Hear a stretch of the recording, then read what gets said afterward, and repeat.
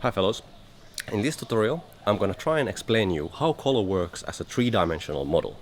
Reason is, if you understand color as 3D, you can easily push your color grading skills to the next level. And let's try to do that in this tutorial. Let's take some GH5 footage and match it to a movie reference and try to make it look exactly the same. Well, not exactly the same, but making it look similar. And if you don't have the GH5, don't worry, the principles apply to all cameras. Let's go.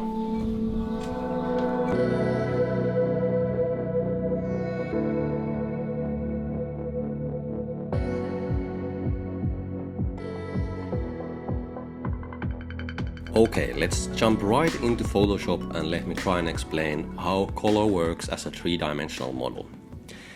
These are some frames from the movie Blade Runner, and in Photoshop we have this nice tool called Color Picker, and if we sample 1 pixel from this guy's forehead, we get actually 5 different color models in this picker, and we can see the values of that 1 pixel in 5 different color models. The RGB is the most common, HSB, LAB, and SMYK or CMYK models. And even though the numbers are very different in all of these models, the color is exactly the same. And this is to understand that we're still talking about the same color, but the models change. And there's many different color models, but there's one color model that I'm going to introduce you, and this is the hue as a saturation and lightness color model, HSL. That is a very practical color model, and it's very intuitive to understand.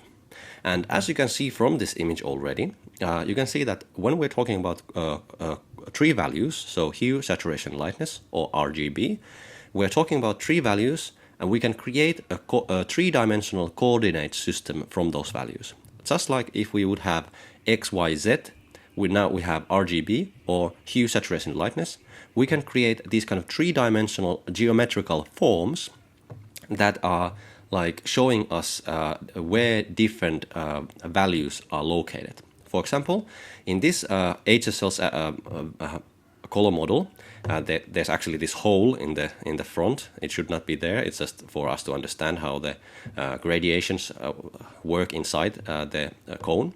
But anyway, the color model is this kind of a cone, where in the middle of the cone of this color model, there's this neutral axis from black to white. And that is when there's no saturation, we are at the neutral. So those pixels that don't have any saturation, they are located at the neutral axis. So when the saturation is 0, they're located here. So then the lightness of the pixel, the lightness value of the pixel just determines how high or how low it is. And the hue will determine on what is the angle where the pixel is located. For example, this person's forehead's pixel. Let's open up, this is a tool, let's talk about this tool in a second. It will show me whatever the value of the pixel is underneath my cursor. For example, the hue is 40, so that's the angle. Saturation is 33, so that's the distance from the neutral axis. And the luminance, or the lightness, is the same thing, is 41. So on this model, we can see that the pixel that we just sampled in his forehead is floating somewhere just below the center point, so about there in the 40s, and it's 30% away from the center of the neutral axis, this way, and it's towards the yellow greenish angle, so it's floating somewhere here. And the idea here is that why you want to understand where some pixels, where is some pixel located in this color model, is that sometimes you might want to change one color to another color. For example, if the sky would be in your picture, it would be here, but in your reference picture, it is here. You need to know how to push your colors in the color space to change the color into the source color into the reference color. And to do that, the easiest way, in my opinion, is to measure the value of your source pixel and the the value of the reference pixel, and then understand intuitively by understand this color model, looking at this map. By the way, this is the same thing as this, but we're just looking from top. And this is the neutral axis that is here. This is the neutral axis. It's here in the center, and this is the hue angle, as it is here, the hue angle. In this model, we don't see the lightness value because it's, well, from above, but you get the idea still. So if we want to push this, for example, this is hue 100 80, saturation 50. If we're going to push it here, 240 to saturation 40, we need to know which direction we have how to push it there. And actually, in this case, it looks like we can use this slider. And these thin lines are actually the temperature and tint sliders in our editing softwares. So in this case, I could probably just use the tint slider to push this color towards there. So it's kind of pushing it that way if we're going to use the tint slider. So this line is the tint slider, and this line is the temperature slider. So let me give you a couple of examples in practice how to do this. So let's open up Premiere and let's do a couple of practice sessions. And by the way, I have the scopes open here, but I normally don't use scopes at all, because this small tool can do pretty much all the same things as the scope can. And this tool, by the way, is a tool called Classic Colorimeter. It is this simple floating window. Actually, it has something more. It's this window. And this is a program that you can install on your Mac, and will give you the values of whatever is underneath your cursor. On the windows, you can go and bring float window open, and then it will show you this. If you're using Windows, you can use this. This is pretty much the same application, but for Windows. And then let's go back to Premiere. So here we have a bit of a practice drill. Let's turn off the lumetri color. So this is our source, and this is our reference. And actually, these are the same values that we just have here in our Photoshop example. So 180 and 50 saturation, and 240 and saturation 40. So here are the same things, 180 and 50 and 240 and 40. So now I'm going to use my understanding of three-dimensional color to push this towards this. And notice that the luminance is different from as well. This is 50 and this is 70. So okay, so let's open up this image. This is the same image from Photoshop. And let's just imagine that we want to push this pixel, this color to this spot. So we're probably going to do it with this slider. So let's try if we can do that. So let's open up our lumetri panel, and let's just start pushing towards magenta. And if you end up hitting the wall of this slider, you can still grab the number and continue pushing it. And I'm going to add a marker here, because this tool has this nice feature that I can add this kind of a cross, and it will lock into that spot.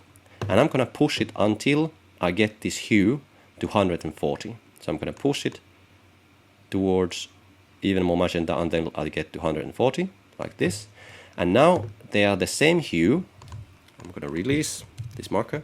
Now they're the same hue, but the saturation is way off. This is 100 and this is 40. So then I could use the saturation to bring the saturation down to get the same saturation for our footage. So now I went a bit too much, because now it's already 29. So let's click here and just use the up arrow and shift and up arrow, and to try and get this saturation to 40. There, it's more or less. Okay, so we got it there. And now they're still very different because the luminance is different. This is 64 and this is 70. So let's go to the exposure, and pressing down Command and up, I can make it lighter. But here we encounter the first issue is that these sliders affect all the values in many cases. For example, this saturation, this exposure value added the saturation as well. So I'm going to just try and make this to be 70, like this. And then I will go back to the saturation slider. Actually, let's add a mark here. Command L, it will add this marker.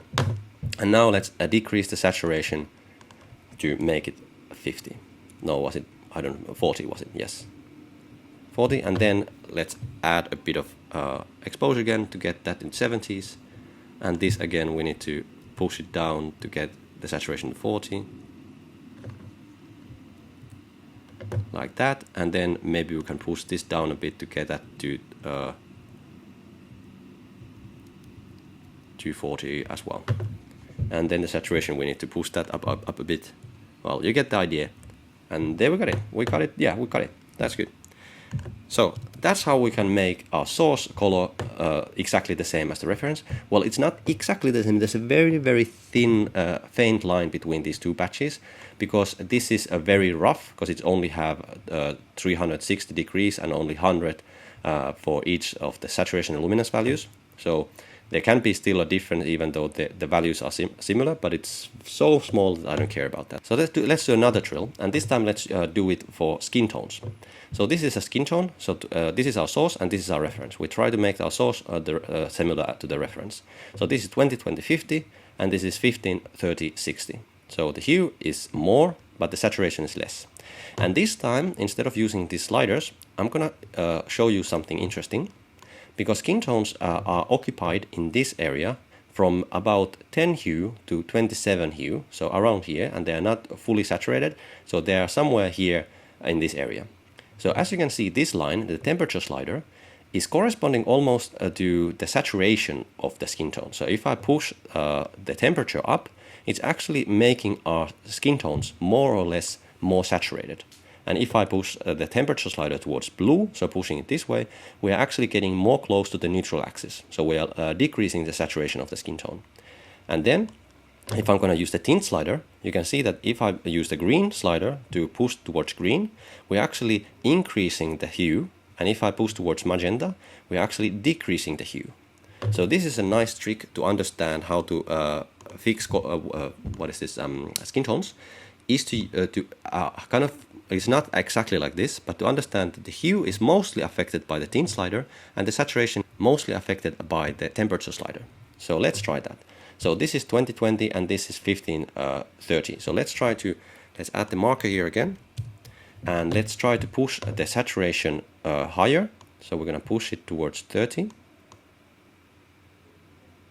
And you can see it does affect the hue as well, but not as much. And then we're going to push the tint so that the hue is smaller. So let's get it to 15. There, we're almost there. And now the saturation went a bit too high, so let's bring it down just a notch.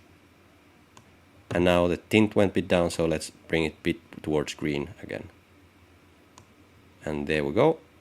Yeah, that's good enough. Okay, so now the hue and saturation are the same, but the luminance is still different. Because here is 1530 and here's 1530, but the luminance is 53 here, on that side is 60. So now let's try to use the exposure, and by command and up arrow, I can make it in a very small increments all the way to 60, like here. But now it affected the saturation as well, so let's try to compensate for that by again locking it here and then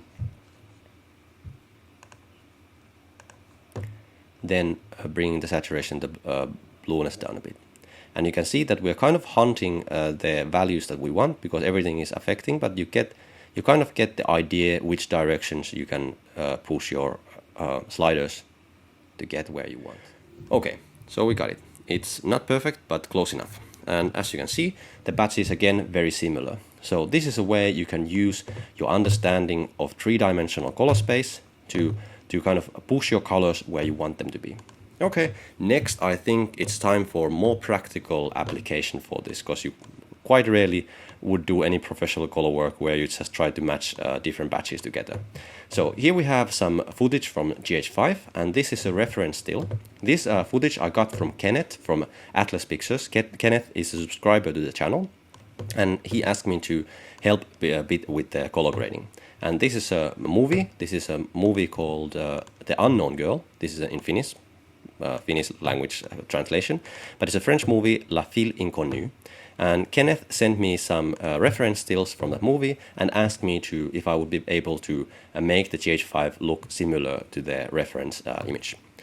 And these images look, the lighting is quite similar in those, so I think we could be, it's quite possible to make this look the same. So let's try that. I actually did it already, and here you can see the result. But let's try to do it from scratch. Okay, so first of all, I'm going to do some very basic color correction by applying a lookup table from the color correction kit for the GH5 to this footage. And let's try and find a good frame where it's not too much motion blur. So here, so this is now color corrected, well, actually only translated. And the first thing that I like to do is to match, if we start this model, I want to match the lightness. So I want to ignore the hue and saturation of the image and just match the lightness of this image. And to do that, I'm actually using a tool called Nocturne that will make my screen black and white. And this tool, you can Google it, it's for Mac, and it's an application that is just, the idea of it just to make your screen black and white. I don't know what's the point of it, but it works for color correction very nicely. So let's go back to Premiere. And now I want to make these match. And because there's no color anymore, I'm more sensitive for the lightness values. And actually I can use this measurement to measure where is this pixel on her forehead located in the three-dimensional color model. It's 70, so it's very high, 70. And here, this forehead is 56 or 55. So we need to get this down. And I'm just going to use a lookup table from the color correction kit to lower the exposure. And the reason why I'm using a lookup table instead of using this, that this lookup table is very accurate on making the footage look like just like it would have been shot one exposure stop under. And now let's see, this is 59 and here it's 55, so we can make it just a bit more lower with the sliders. So now it's 52, 54, well there, let's get it a bit higher. Now it's, there we go, it's quite good, it's there, it's okay. Okay, and now if I look at these images side by side, I still think, even though the highlights are on the same level, I think the shadows are more like stronger in this one. So I'm gonna go to the curves, and I'm gonna add a spot on the forehead, on a node onto the curve corresponding to the forehead. So that's 54, so it's above, just above here. I'm gonna add a node there, so I don't want to make that darker, but then I'm gonna add another node to the shadow areas and just try to match the shadows so that they look pretty much the same in these two images. And I think we are quite close. Okay, let's continue. So now I'm going to bring back the color and we're going to start examining our reference to kind of see what is going on. First of all, the skin tones are very off because we used a lot of contrast, so that will increase the saturation. But that's easy to fix. But first I want to make everything else than the skin tone, so everything else except the skin tones match with this image. And if we zoom into this one and analyze it a bit, so this one, I can see that there's clearly like a teal tint to everything else than the skin tones. The skin tones are quite okay. As you can see, as I said, the skin tones should be somewhere between 10 and 27, so they're nicely right in the middle. And the skin tones are relatively desaturated, but they look lively because everything else in the footage is very blue, so it kind of gives a nice like color contrast to the skin tones, making them look very normal and natural. But everything else in this photo is actually quite blue. As I can see, maybe this board should not be blue, it should be white.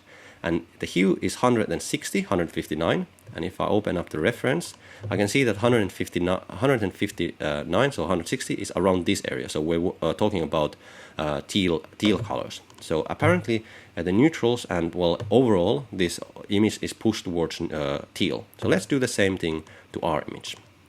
And now, as I said, I'm going to ignore the skin tones and I'm just going to work with everything else. So let's push the whole image a bit towards teal and a bit towards this blue as well. And I can use these sliders, or then another option would be go to the color wheels and use the mid-tone slider to push the colors towards the hue that I want. Something like that. But I don't like how it's affecting the shadows. So the shadows are becoming a bit too like saturated. So I'm going to compensate for that a bit in this shadow area. So pushing to the opposite direction. And now it's now the midtones are starting to get this nice teal look, but the shadows are still keeping clean because I'm kind of counterbalancing it with this. Okay, let's see how it looks before, after. Even the skin tones got a bit better with this treatment. Okay, so let's see that that's done. You could continue tweaking it forever. But next I'm going to do the skin tones. And for that I'm going to use the HSL secondaries. And with this tool, I'm going to just paint over her skin to different areas on her skin. And let's see how well we got it. Quite okay. Let's try to get more of the skin tone. And by the way, as you can see, this is HSL. It's the same values as here. So because we didn't cut the right side of her nose, we can actually go here and measure what is the right side of the nose, like right here. It's 14, so it's a normal skin tone hue. The saturation is 30, I think that's okay, but it's very dark, so it's probably located here outside of the mask. So now if we just make the mask a bit wider and push it a bit towards the black, we can get, oh, we cannot, okay, so there's something else as well. So let's try, maybe it's the saturation. Yeah, we're starting to get there. That's good. And I kind of don't want to get the lips into this, so let's try if we can get rid of the lips. We can almost get, let's see. Oh, I would say that that's quite okay. Okay. And actually, I want to get her hair in this selection as well, because as you can see, when we did that, we used these color wheels, we made her hair look a bit green. So let's try to add her hair in this selection, because I know that that will help the hair to be more like normal as well. So let's add a bit of the green here as well. So okay, now we got the skin quite well selected, and we got the hair as well, because I know it will benefit from the skin tone work that we're gonna do. And I'm gonna add quite a lot of blur, so the lines will not be visible, something like this. And then I'm gonna start working with the skin. So I'm gonna press this to see these three different like shadow, midtone, and highlight options. And here, if we analyze the skin tones, we can see that there's a quite big variety, like big variance. What is the word? There's a kind of the skin tones are occupying a wide range of hue values. For example, on the forehead, it's 24, and here it's below. Somewhere here, it's like going below 0 as well. So going to the like really red areas. So there's a very wide, like how would I say, like a wide range of hue values. But on our reference, if we look here, the skin tone hue is not that much. So on here forehead, it's 24, and here it's 13. So it's like 11 degrees. But on our footage, it's almost like 25 or even more. Yeah, it's even more. So here's an idea. Let's open up the reference image again. So our skin tones are occupying a very wide range of hue values, and we want to kind of push them towards, like, we want to decrease, we want to kind of compress the hue values, because now her skin looks a bit too colorful. We want to decrease the hue values, and to do that, we're going to take all of these pixels and we're going to push them towards the neutral center, kind of compressing them, because when we push them towards the neutral center, they will become smaller, and the hue range will become smaller as well. And after that, we're going to push them back where they belong. So then we end up kind of narrowing down or compressing the hue values on the skin. So let's do that in practice. So first, let's just decrease the saturation. And already you can see the skin starts to look, it looks like a zombie, but other than that, it's starting to look less colorful, because the skin tone hue variability is now less. And then we're going to take the midtone slider and we're going to push the skin tones back to the orange area that we started from. So something like this. And now if you take a look, before and after, before and after, there's a bit a small drop in saturation, but the skin tones are much more even and much more pleasing to the eye. And next, let's try to match the skin tones, or her skin tones, her skin tones to her skin tones. And to do that, I'm actually going to turn off this reference still, and I'm going to use the comparison view in Premiere Pro. If you don't find this tool, you can just use the plus icon, and then we're going to go here to the like reference still. And I'm sorry, my computer is very slow because I'm doing the screen capturing. And I'm just gonna copy, I'm gonna put the playhead here to the reference still, and I'm gonna copy the timestamp, paste it there, and then come back to the actual footage here. And if we now just wait for a second, our reference still will appear on the left, and our working image will appear on the right. Okay, now the computer catched up, so good. And I wanna place their faces very close to each other, so I'm gonna use this tool and well, now it looks very weird, but I'm gonna push our reference still a bit to the left, and then I'm gonna slide this divider here in between the faces. Okay, and here we can see that the faces, the tones are actually really close already, but we can make it match even better. So let's measure it. So the hue is 13 and saturation is 17, and our hue is 6 and 13. So the saturation is like a bit less and the hue is less as well. So let's fix that. So let's see that we want to have it to 17 and 17. So let's push this to 17 and 17. And let's add a marker there, around there maybe. And then let's start tweaking the colors in the HSL secondary tool. So actually we could use these sliders. So because skin tone, the tint slider mostly affects the hue and the temperature mostly affects the saturation. So we're gonna add just a bit more saturation by adding a bit more temperature, something like that. And then we're gonna work with the hue by adding a bit of green. And let's say that looks quite good. It's not 17-17, but it's 15-15. And the thing with skin tone is that it depends so much from where do you measure the skin tone. But I think our skin tones are looking rather similar now. Let's make this back to normal. Okay, so let's say that this is done. You kind of got the idea here how you can use these tools, and as I said, we were not using scopes at all in this example, but we really got a nice match. I would say that if these would cut between each other, I wouldn't know the difference. Of course, we could continue working on this image forever, but you get the idea here, and we can kind of say that we are done with the tutorial. Okay, the tutorial is done, and trust me when I say that this was probably the most complicated tutorial I've ever made. And from that you can understand that if you didn't understand everything that I just explained, it's okay. This is rather complicated stuff. But I'll try my best in the new videos, in future updates, to try to kind of hone my skill of explaining these complicated skills and complicated concepts to understandable form. So if you're still here, subscribe to the channel because there will be more content like this. And if you have any questions, please ask them below. And yeah, and then by the way, the color correction kit that I mentioned in the video that I use for GH5 footage is you can check out the lookup tables and all the other tools from here, from these links as well. Okay, I'm gonna take a nap now. I'm so exhausted.